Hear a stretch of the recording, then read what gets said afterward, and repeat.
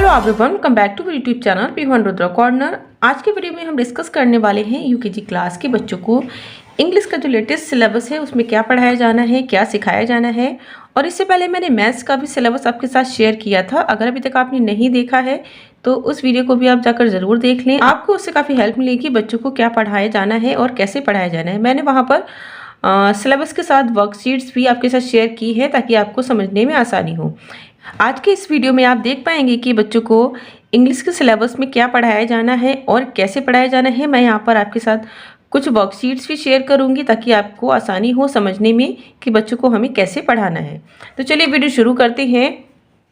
तो सबसे पहला जो हमारा टॉपिक होता है बच्चों को हम लेटर्स सिखाते हैं। बच्चों को A to Z सारे लेटर्स लिखना और बोलना आना चाहिए। बच्चों को ओरल एंड रिटन दोनों ही तरीकों से लेटर्स आनी चाहिए। नेक्स्ट उसके बाद हमारा टॉपिक आ जाता है आइडेंटिफिकेशन ऑफ लेटर्स। बच्चों को लेटर्स आइडेंटिफाई करना आना चाहिए। जैसे कि कुछ वर्कशीट की हेल्प से हम यहाँ पर देखेंगे। Match upper case to lower case, तो बच्चों को upper case and lower case की आइडेंटिफिकेशन यहाँ पर आनी चाहिए। जैसे यहाँ मैच करना है तो ये कैपिटल ए है और हमें स्मॉल ए से मैच करना है, तो ये कैपिटल ए है और ये है स्मॉल ए।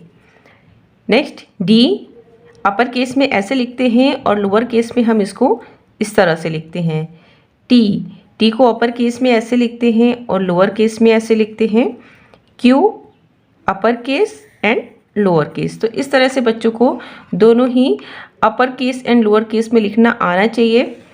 नेक्स्ट इसी से रिलेटेड एक वर्कशीट और देखेंगे, match with correct pair of letters. तो यहाँ पर बच्चों को correct pair of letter match करना है। जैसे कि अपर केस में बी लिखा है, लोअर केस में बी लिखा है, तो ये जो पेयर है सेम ऐसा ही पेयर नेक्स्ट साइड में भी दिया है। बच्चों को सेम पेयर से मैच करना है। बी को बी से मैच करेंगे, ई को ई से मैच करेंगे, जी को जी से मैच करेंगे।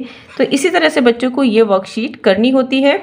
नेक्स्ट टॉपिक हमारा आ जाता है ऑब्जेक्ट्स रिलेटेड टू लेटर्स। तो यहाँ पर बच्चों को आइडेंटिफाई करना है जो भी ऑब्जेक्ट्स दिए गए हैं उनके अकॉर्डिंग लेटर्स। जैसे कि identify objects and circle the letter, तो यहाँ पर कुछ ऑब्जेक्ट्स इस तरह से दे दिए जाते हैं और बच्चों को जो लेटर है वो आइडेंटिफाई करना होता है। जैसे ये क्या है, बॉल, तो ए फॉर होता है एंट, बी फॉर बॉल, तो इसको हमें सर्कल करना है, वी फॉर वैन। नेक्स्ट है ट्री, तो T for tree. Apple, A for apple. Log, L for log. तो इस तरह से बच्चों को ऑब्जेक्ट्स आइडेंटिफाई करके लेटर्स सर्कल करने होते हैं। इसी से रिलेटेड नेक्स्ट वर्कशीट है write the first letter of given objects. तो इस तरह से ऑब्जेक्ट्स भी दे दिए जाते हैं बच्चों को और इनका फर्स्ट लेटर यहाँ पर लिखना होता है। जैसे कि ये क्या है, अम्ब्रेला, तो you for umbrella.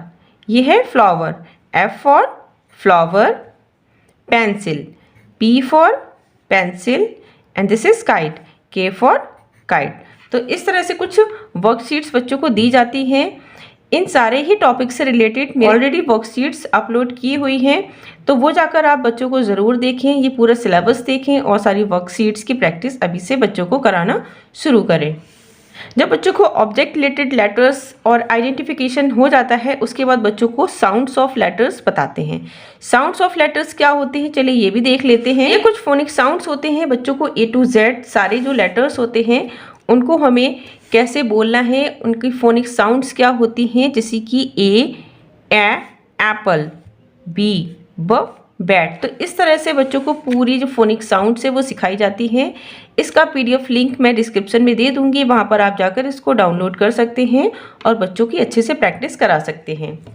Sounds of letters के बाद बच्चों को राइमिंग वर्ड्स सिखाए जाते हैं। यहाँ पर CVC वर्ड्स और CVVC वर्ड्स, तो यहाँ पर CVC वर्ड्स भी सिखाए जाते हैं और CVVC वर्ड्स क्या होते हैं, कॉन्सोनेंट, वोवल, वोवल, कॉन्सोनेंट। तो ये वर्ड्स भी यहाँ पर बच्चों को सिखाए जाते हैं। जैसे कि कुछ राइमिंग वर्ड्स हैं, cat, bat, hen, pen, bear, pair, book, cook, cup, tub, ring, sing. तो इस तरह से कुछ CVC वर्ड्स और CVVC वर्ड्स होते हैं जो बच्चों को सिखाए जाते हैं। राइमिंग वर्ड्स के बाद बच्चों को हम वोवल एंड कॉन्सोनेंट्स का इंट्रोडक्शन कराते हैं। वोवल्स एंड कॉन्सोनेंट्स क्या होती हैं, जो हमारे 26 अल्फ़ाबेट्स होते हैं उन्हीं को हम 2 पार्ट्स में डिवाइड करते हैं, जिसमें से 5 हमारे क्या होते हैं, वोवल होते हैं एंड 21 कॉन्सोनेंट्स होते हैं। वोवल्स कौन कौन से लेटर्स होते हैं, A, E, I, O, U जो होते हैं वो हमारे वोवल्स होते हैं।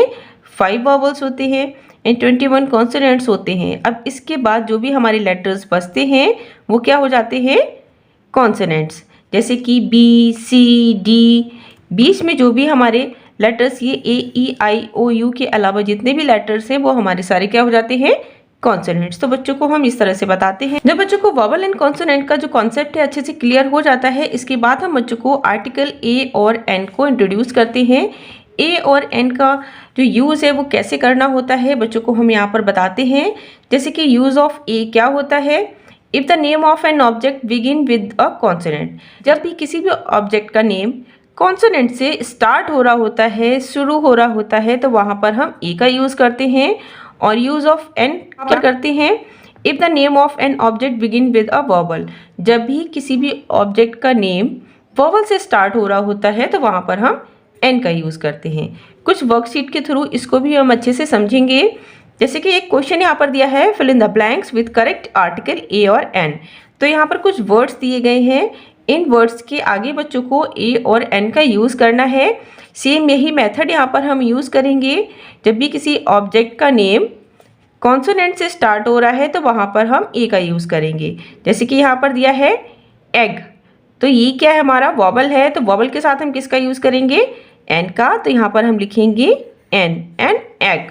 नेक्स्ट है फ्लैग, तो एफ क्या है, हमारा कॉन्सोनेंट वर्ड है, तो इसके साथ हम ए का यूज़ करेंगे। A flag, an igloo, a kite, an apple, a ship. तो इस तरह से बच्चों को हम ए और एन का यूज़ बताते हैं। इसके बाद हमारा टॉपिक आ जाता है वन एंड मैनी। बच्चों को वन एंड मैनी का कॉन्सेप्ट भी यूकेजी क्लास में इंट्रोड्यूस किया जाता है।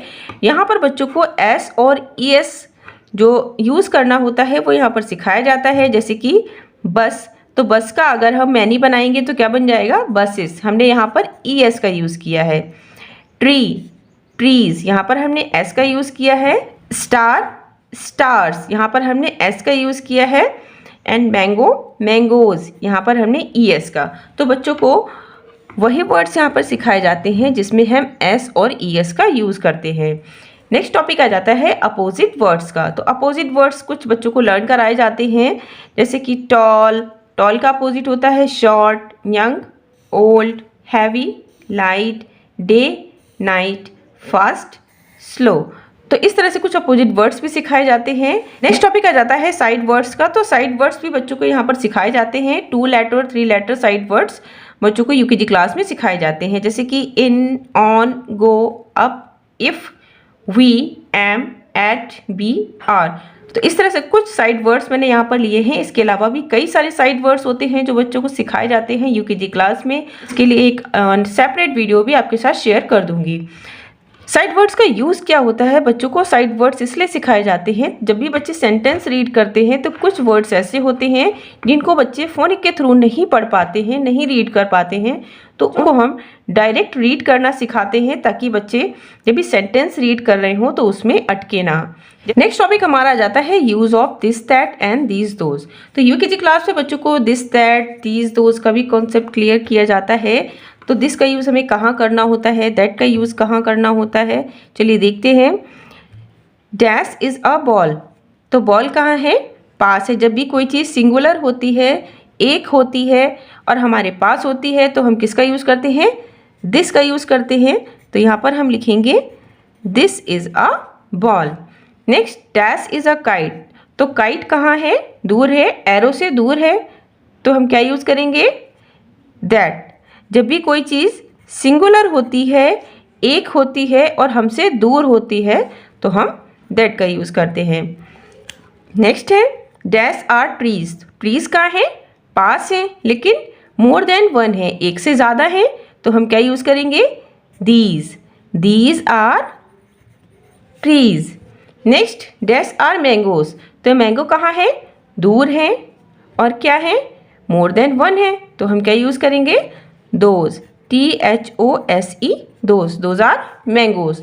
तो इस तरह से हम बच्चों को दिस, दैट, दीज, दोज का भी कॉन्सेप्ट यहाँ पर क्लियर करते हैं। पिक्चर के थ्रू बच्चों को अच्छे से समझ में आता है, तो पिक्चर के थ्रू ही हम बच्चों को दिस, दैट, दीज, दोज का कॉन्सेप्ट क्लियर करते हैं।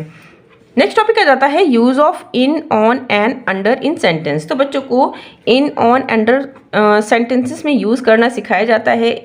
इन कहाँ पर यूज़ करते हैं, ऑन कहाँ पर यूज़ करते हैं और अंडर कहाँ पर यूज़ करते हैं। नेक्स्ट टॉपिक आ जाता है पिक्चर कंपोजिशन का। तो बच्चों को यहाँ पर पिक्चर कंपोजिशन भी सिखाया जाता है। पिक्चर कंपोजिशन क्या होता है, चलिए ये भी देख लेते हैं। तो इस तरह से एक स्टोरी दे दी जाती है बच्चों को, कुछ इस तरह से पिक्चर्स ड्रॉ की जाती हैं, जैसे कि द डैश इज शाइनिंग। तो ये क्या है, पिक्चर आइडेंटिफाई करना होता है बच्चे को और उसका नेम यहाँ पर लिखना होता है। तो क्या ये क्या है, sun, the sun is shining. Next, a dash is sitting outside his dash. तो ये क्या है, a boy is sitting outside his, ये क्या है, हाउस, HOUSE हाउस। तो इस तरह से बच्चों को इनकम्प्लीट सेंटेंस दिए जाते हैं, साथ में पिक्चर दी जाती है। तो इस तरह से एक स्टोरी टाइप की दी जाती है, बच्चों को ये कंप्लीट करनी होती है।